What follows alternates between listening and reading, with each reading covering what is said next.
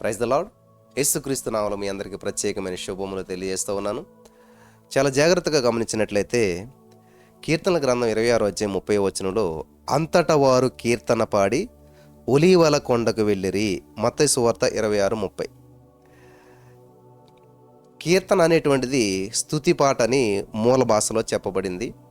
కీర్తన అనేటువంటిది ఏంటంటే స్తుతి పాట. హల్లెలూయా. యేసుక్రీస్తు ప్రభువారు తన శిష్యులతో కూడా స్తుతి పాటలు పాడినటువంటి ఒకే ఒక్క సంఘటన బైబిల్ గ్రంథంలో మనం చదవగలుగుతూ ఉన్నాం. అదే మత్తయి సువార్త 26:30లో. యేసుక్రీస్తు ప్రభువారు మనకు మాత్రమే చెప్పారా? యేసుక్రీస్తు ప్రభువారిని మనం మాత్రమే స్తుతించాలా? మరి ఆయన స్తుతించలేదా? ఆయన స్తుతి పాట పాడలేదా? కీర్తన అనేటువంటి స్తుతి పాట అని చెప్పి బైబిల్లో మనకి ఆ కీర్తన ఉంది. కానీ దాని యొక్క అర్థం ఏంటంటే ప్రియులరా, ఈ యొక్క కీర్తన అనేటువంటిది ఏంటంటే స్తుతి పాట అని అర్థం అన్నమాట. హల్లెలూయా. దేవునికి స్తోత్రం కలుగును గాక.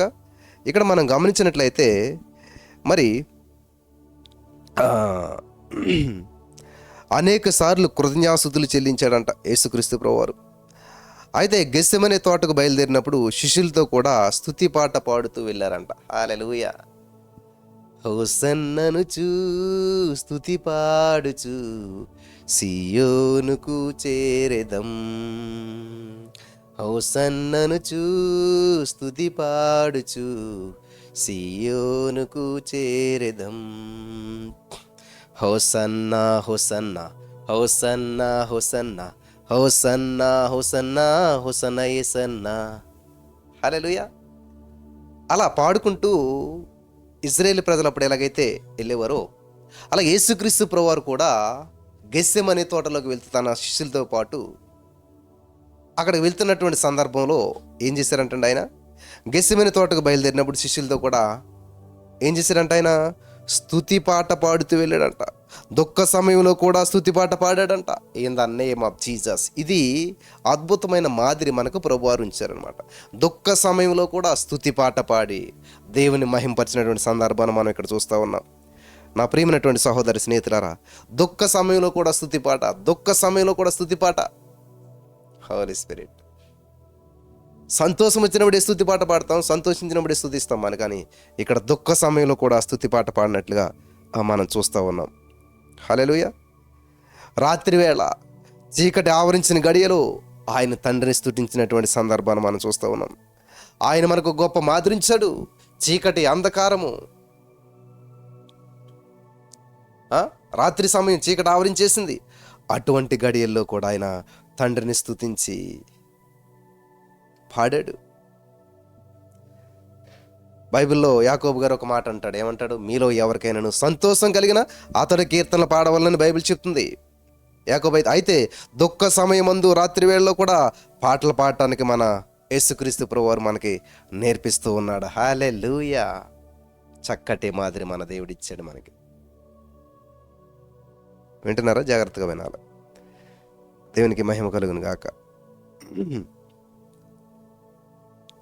కాబట్టి దుఃఖం వచ్చినా, బాధ వచ్చినా, కష్టం వచ్చినా, నష్టం వచ్చినా ఎప్పుడు కూడా ప్రభువును స్తుతించడం ఆరంభించండి.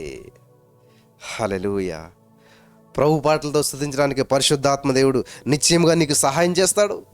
యేసు ప్రభువును స్తుతించడానికి, మహింపరచడానికి, గణపరచడానికి పరిశుద్ధాత్మ దేవుడు నీకు ఖచ్చితంగా నీకు సహాయం చేస్తాడు. దానివల్ల మీ హృదయం భారము, మరి హృదయంలో ఉన్న భారము, సమస్యలు, బంధకాలు, ఇబ్బందులు ఇవన్నీ కూడా ఒక మంచు వలె కరిగిపోతాయి. In the name of Jesus. హల్లెలూయా.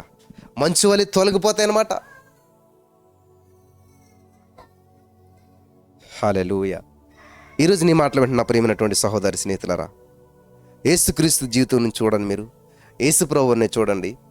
యేసు ప్రభు యొక్క జీవితాన్ని మనం పరిశీలన చేసినట్లయితే ఆయన బాప్తిసం పొందినటువంటి సమయం సంతోషకరమైన సమయం. ఆకాశం తెరవబడ్డది. దేవుని ఆత్మ పౌరం వల్ల దిగినటువంటి సందర్భాన్ని మనం చూస్తూ ఉన్నాం. చూద్దామా? మత్తయి 3:17లో ఈయనే నా ప్రియ కుమారుడు, ఈయన యందు నేను ఆనందిస్తున్నాను అని తండ్రి సాక్ష్యం ఇచ్చాడు. అయినా సరే ఆ సమయం యేసుక్రీస్తు స్తుతి పాట పాడలేదు. ఆ సమయంలో స్తుతి పాట పాడలేదు.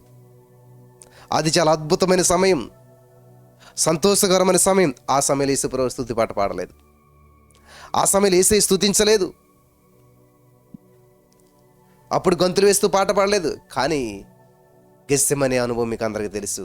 అక్కడికి వెళుతూ స్తుతి పాట పాడాడంటే యేసయ్య, స్తుతి పాట పాడాడు అక్కడికి వెళ్తూ. థ్యాంక్ యూ జీసస్, హల్లెలూయా. రూపాంతర కొండలో తన శిష్యులు యేసుక్రీస్తు ప్రభు రూపాంతరం చెందాడు. ఆయన ముఖం సూర్యుని వలె ప్రకాశించింది, ఆయన వస్త్రం వెలుగు వలె అయిపోయింది. మోసే, ఏలియా అనేటువంటి వారు యేసుక్రీస్తు ప్రభువుతో మాట్లాడడానికి దిగి వచ్చారు. అటువంటి కుతూహల సమయంలో కూడా ఆయన స్తుతి పాట పాడలేదు. అటువంటి ఆనందకరమైన సమయంలో కూడా స్తుతి పాట పాడలేదు. ఇది చాలా అద్భుతమైనటువంటి విషయం, మీరు గమనించాలి ప్రియులారా. చాలామంది స్తుతికుడిగా స్తుతి పాట అదంటే ఎప్పుడంటే సంతోషం వచ్చినప్పుడు, ఆనందం వచ్చినప్పుడు. యాకోబు గారు చెప్పారు కదా, మీలో ఎవరికైనాను సంతోషం కలిగిందా, సంతోషం కలిగినప్పుడు చేసేదే స్తుతి అనుకుంటారు చాలామంది, అప్పుడే చేస్తారు చాలామంది. కానీ యేసు ప్రభువు చూడండి, సంతోష సమయాల్లో అక్కడ పెద్దగా ఏమి స్తుతి చేసినట్లేదు, కానీ విచారకరమైన బాధాకరమైన పరిస్థితి ఎదురైనప్పుడు స్తుతించడం మొదలుపెట్టాడు దేవుడు. స్తుతి పాట పాడుకుంటూ వెళ్తున్నాడు. హల్లెలూయా, దేవునికి స్తోత్రం కలుగును గాక. నా ప్రియమైనటువంటి సహోదరి స్నేహితులారా, 5 రొట్టెలు 2 చేపలు 5,000 మందికి పంచిపెట్టారు యేసు ప్రభువారు. ప్రజలంతా కూడా దిగ్భ్రాంతి చెందారు, ఆశ్చర్యపోయారు. అటువంటి భావోద్రేకం గలవారై యేసుక్రీస్తు ప్రభువును రాజుగా చేయడానికి వారంతా కూడా ప్రయత్నం చేశారు. నువ్వే మా రాజు, ఇంత అద్భుతాలు చేస్తున్నావు, నువ్వే మాకు రాజుగా ఉండాలని చెప్పి అందరూ పోరు చేస్తే, అటువంటి సమయంలో కూడా యేసయ్య స్తుతి పాట పాడలేదు. అటువంటి సందర్భంలో కూడా యేసు ప్రభువారు స్తుతి పాట పాడలేదు.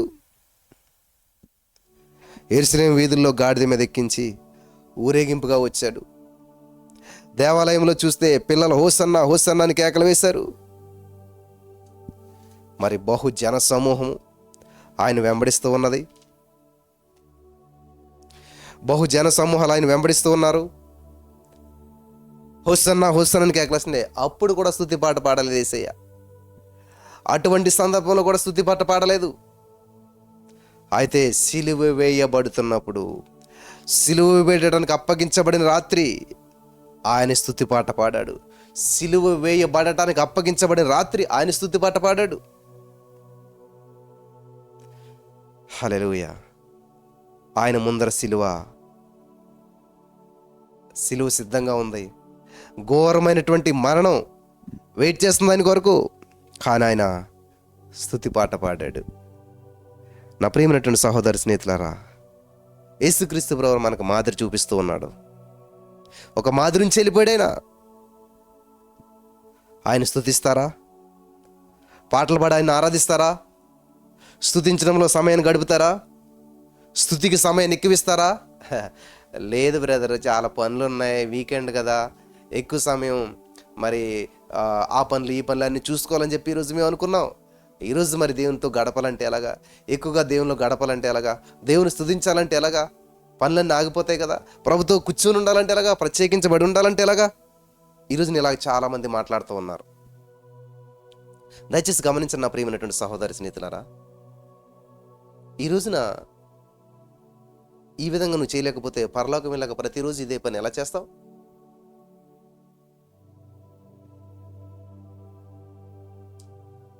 ఇప్పుడు ఫెయిల్ అయినట్లయితే పరలోక రాజ్యం వెళ్ళాక మనం ఎలా చేయగలుగుతాం? అదే ఉట్టిగా ఎగిరినాడు ఆకాశానికి ఎగురుతాను అన్నట్టుగా ఈ చిన్న విషయంలో నమ్మకత్వం లేనటువంటి నీవు నేను మరి రేపన్న రోజున ఎలా చేయగలుగుతాం? అందుకే ఇప్పుడు అలవాటు చేసుకోవాలి. ఆరాధికులుగా మారాలి, స్తుతించేవారుగా మారాలి. ప్రతికూల పరిస్థితులు కూడా స్తుతించేవారుగా ఉండాలి. యేసుక్రీస్తు ప్రభువారు మరి సంతోషం కలిగిన కీర్తన పాడను అన్నట్టుగా లేడు ఇక్కడ. ఆయన ఆ సందర్భంలో పాడినా పాడకపోయినా పర్లేదు, కానీ సమస్య ఎదురుగా ఉండగా, సమస్య వేచి ఉండగా స్తుతించాడు, స్తుతి పాట పాడాడు.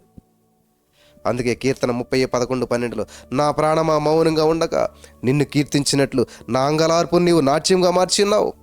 నీవు నా గోనె బట్ట విడిపించి సంతోష వస్త్రము ధరింపజేసి ఉన్నావు. యెహోవా నా దేవా, నిత్యము నేను నిన్ను స్తుతించేదను. In the name of Jesus, నిత్యము నేను నిన్ను స్తుతించేదను. నిత్యము నిత్యము నిత్యము, ప్రతిరోజు ప్రభు సన్నిధి, ప్రతి పూట ప్రభు సన్నిధి, ప్రతి క్షణము ప్రభు సన్నిధి. నువ్వు స్తుతించాలి, దేవుని మహింపరచాలి, దేవుని గణపరుస్తూనే ఉండాలి. హల్లెలూయా స్తుతి మహిమ ఎల్లప్పుడు. సరిగ్గా అర్థమలేదు మనకు పాట అది. ఎల్లప్పుడు వేరు, ఇల్లప్పుడు వేరు. మనం పాడేది ఎల్లప్పుడే. ఎల్లప్పుడు చర్చిలో ఉన్నప్పుడు, సంతోషం వచ్చినప్పుడు, ఆనందం వచ్చినప్పుడు, ఉద్యమం రావడానికి కాదు. అది అప్పుడు కాదు పాడదాం. ఎల్లప్పుడూ పాడాలి. ఏ సమయంలోనైనా సరే, ఏ స్థితిలోనైనా సరే, హల్లెలూయా స్తుతి మహిమ ఎల్లప్పుడు. ఎల్లప్పుడు దేవునికి ఇచ్చేసేయాలి మనం. In the name of Jesus, mighty miracles in the name of Jesus, Holy Spirit of God, thank you Lord. ఎల్లప్పుడూ దేవునికి ఇవ్వాలంట. కాబట్టి యేసుక్రీస్తు ప్రభువు వారు ఏం చేస్తున్నాడంటే స్తుతి పాట పాడాడు. యేసే పాడాడు. శ్రమల ముందు పెట్టుకొని, సమస్యల ముందు పెట్టుకొని, అంధకారము, గాఢంధకారము మరి ముందుగా ఉన్నా సరే దేవుడు స్తుతించాడు, దేవుడు మహింపరిచాడు, దేవుడిని గణపరిచాడు, స్తుతించాడు, స్తుతి పాటలు పాడాడు. కాబట్టి ఈరోజు నీ మాటలు మాట్లాడుతున్నటువంటి పరిశుద్ధాత్మ దేవుడు నీతోటే మాట్లాడుతున్నాడు, నీ జీవితంలోకే మాట్లాడుతున్నాడు. ప్రత్యేకపరుచుకో. అసలు మన పర్పస్ ఏంటో తెలుసుకుందాం. అసలు దేవునికి మనకు ఉన్న సంబంధం ఏంటి? అసలు దేవుడు మనల్ని ఎందుకు చేశాడు? ఈరోజు నీకు ఎదురైన అప్పుల సమస్యలు, అనారోగ్య సమస్యలు, పేదరికము, ఒంటరితనము, కృంగుదల, మానసిక ఒత్తులు, నింద, అవమానం ఏవైతే నిన్ను ఇబ్బంది పెడుతూ ఉన్నాయో, ఏ సమస్యలైతే నిన్ను కృంగదీసాయో, ఆ సమస్యలో ఉండిపోవడం దేవుని ఉద్దేశం కాదు. అసలు అది కాదు నీ పరిష్కారం, నీ యొక్క పర్పస్. నువ్వు అత్యధిక విజయం పొందినవాడుగా, జయించుకుంటూ అనేక మందికి దేవుని వైపు నడిపించేవాడుగా నువ్వు ఉండాలి. అనేక మందిని దేవుని వైపు నడిపించే వ్యక్తిగా నువ్వు ఉండాలి. బంధకాల నుంచి బయటపడే వ్యక్తిగా నువ్వు ఉండాలి. ఊహించిన కార్యాలు పరిశుద్ధాత్మ దేవుడు నీ జీవితంలో చేయడానికి సిద్ధంగా ఉన్నాడు. హల్లెలూయా. కాబట్టి ఏం చేయాలి? స్తుతించాలి. అనుకూల సమయంలో, ప్రతికూల సమయంలో.